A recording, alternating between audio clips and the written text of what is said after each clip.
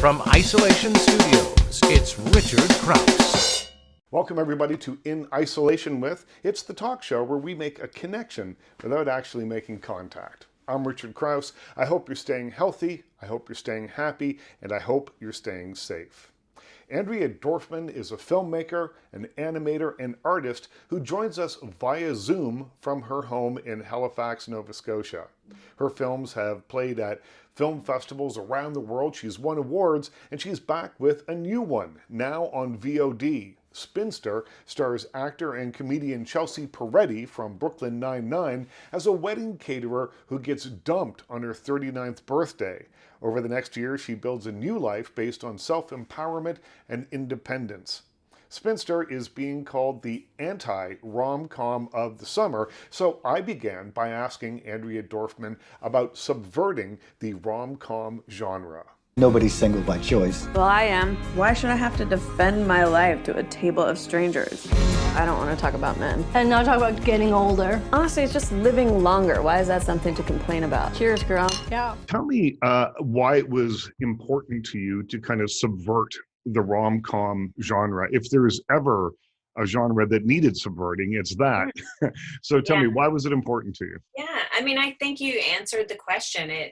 It needed to be because there was only really one conclusion to the rom-com, one sort of possible ending, and it was packaged as a happy ending. And first of all, it's an ending that doesn't necessarily happen for everybody. It's not an ending that everybody necessarily even wants. But when you're not given a choice, then it feels like you're pushed in that direction.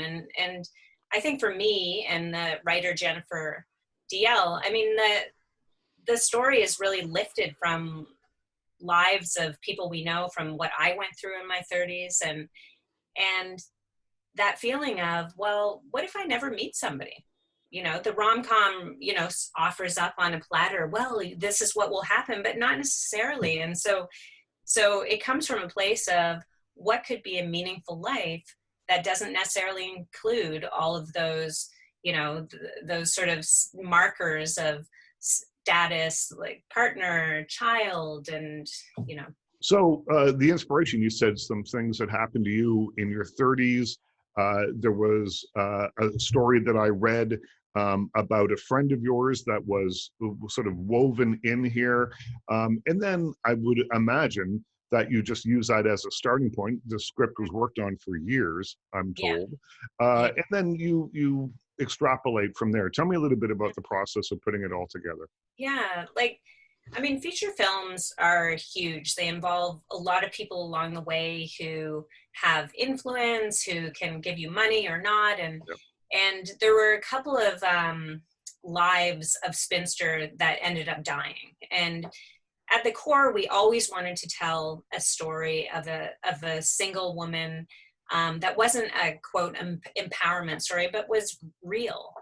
And so, as I said, we drew on experiences I went through in my 30s and experiences. Jennifer had a good friend who was a biologist and was always sort of asked, well, what, why are you single? And it's sort of like this idea, and this is what I went through. It was like, you can be accomplished, and yet there's this idea that you then also have to be partnered up. So we had all these ideas, and in the beginning I was a co-writer, and Jennifer and I have collaborated on other films in the past, and we've now worked out a system where we come up with the ideas together and the plot points and the story. And then Jennifer is the sole writer, and she goes and writes. She's a fantastic writer, amazing dialogue, and then I direct. But I also am in very close contact with the script, and because I was there for the sort of story creation, I'm invested all the way along, and that really works well for us. So that by the time I direct the film, I'm so enmeshed with the process of writing it that I know, for example, in writing Spinster, I'll have locations in mind in Halifax, and that can, low budget films, you have to have ideas for location as you're writing to be able to afford the location.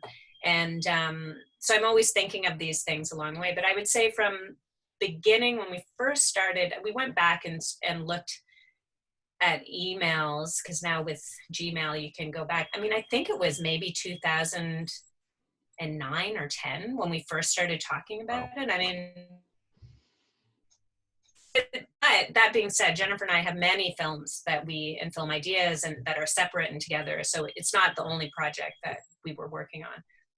Yeah, I think you always have to have a number of irons in the fire. Otherwise, nothing ever gets done. And it seems counterintuitive. You have to have too much going on to get something done, because you always need to be moving forward. Yeah, exactly. And then you also don't want to spread yourself too thinly. And then, like, ironically, you kind of have to use all of your resources to make one film while keeping all these other things going on the side. So it starts to feel a little bit challenging and borderline impossible. I think the title of the film is ear-catching and eye-catching, because it's simply a word you don't hear very often anymore, or certainly I hadn't heard in a very long time, but it really kind of jumps off the page when you see it. Was that kind of the purpose of naming the film Spinster? Absolutely. That Jennifer came up with the title, and she always talks about her spinster great aunts. I think they were her grandmother's sisters. Right. And she was so compelled. I mean, I wish she was here and she could talk about it, but she was so compelled by these women. And that generation would refer to them, maybe not the women themselves, but they would have been referred to as spinster. I mean, we do think of it as a word of the past, and to use it in a contemporary way, I mean, I think it's almost a bad word, a taboo word. People would never claim that word. It's not like people brought back words like the word slut and really like celebrated it, but spinster hasn't gotten there. In fact, it's sort of like been brushed under the carpet, and it's like, let's use other more empowering words like I'm single, or like Beyonce's All the Single Ladies song. Like it's about empowerment, and this story I wouldn't say is an empowerment story. Again, we just wanted to normalize and talk about really an ordinary person. I think people are finding this, from what I've seen online and just reading people's reactions and things from the handful of people so far that have seen it at film festivals and things, that people are finding it very relatable. And I think there's a number of reasons for that. But I think Chelsea Peretti is probably right up there at the top of that list. She's really wonderful in this movie. Tell me a little bit about finding her. When you're getting close to the shooting, or even in the script writing, you start to think about cast, and you start to think about, well, who would be great in this role? And of course, the character is 39, and there happen to be a lot of female actors who we would know, celebrated actors, Hollywood actors, at that stage of life, actresses who aren't working. And it's, I think that's just like the tragedy of Hollywood, that women age out way before men do. And so we went into the casting sort of knowing that there might be some availability. And we worked with a casting agent. I had seen Chelsea's Netflix special, wonderful special that came out probably a few months before we were shooting. And I hadn't been a Brooklyn Nine-Nine fan, but I loved what she had to say. I loved her delivery. I loved how relatable and authentic she was. And then that led me to Brooklyn Nine-Nine, which of course is hilarious and her character is great.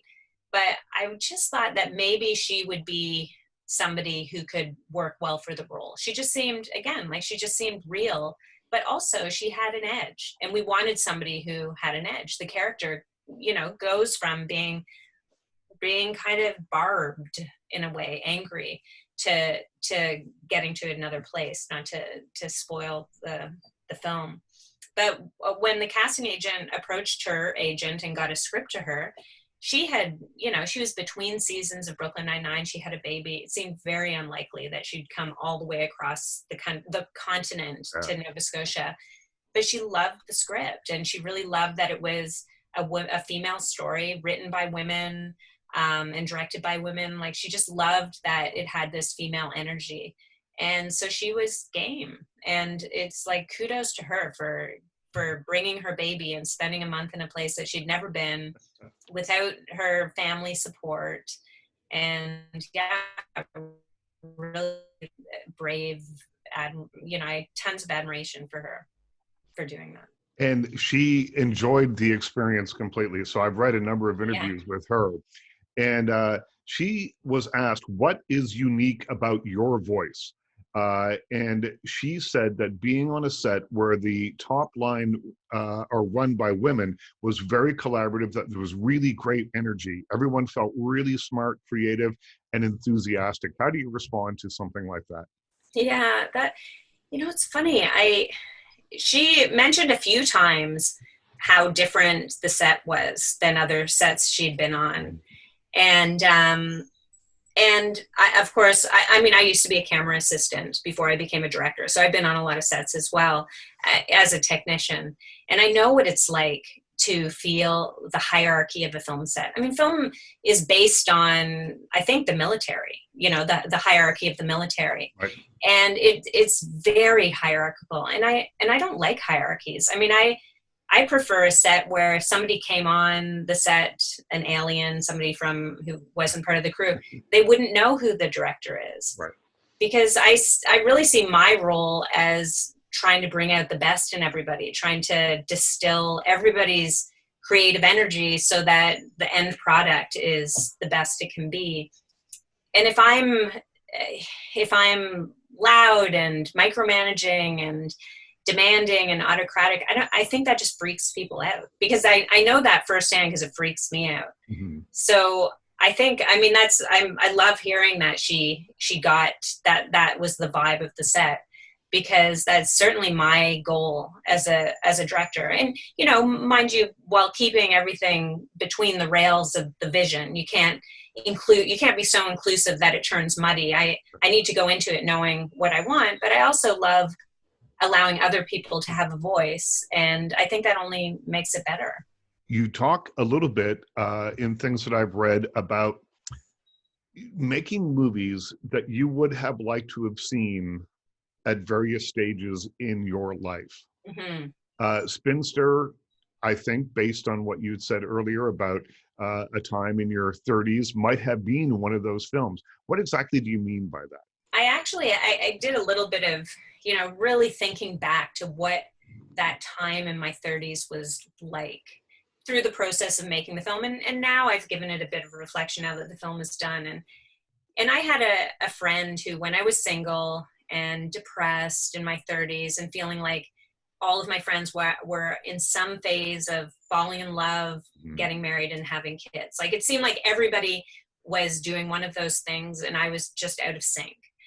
And I was kind of bummed. And she said to me, well, what if you never meet somebody? I mean, and she said it so matter-of-factly. She wasn't like, oh, but you might, she just said it perfectly without any judgment. She said, well, you might never meet somebody. And for me, that was the beginning of a turning of my consciousness. And because I thought, I really sort of meditated on that a lot. And I thought, yeah, what if?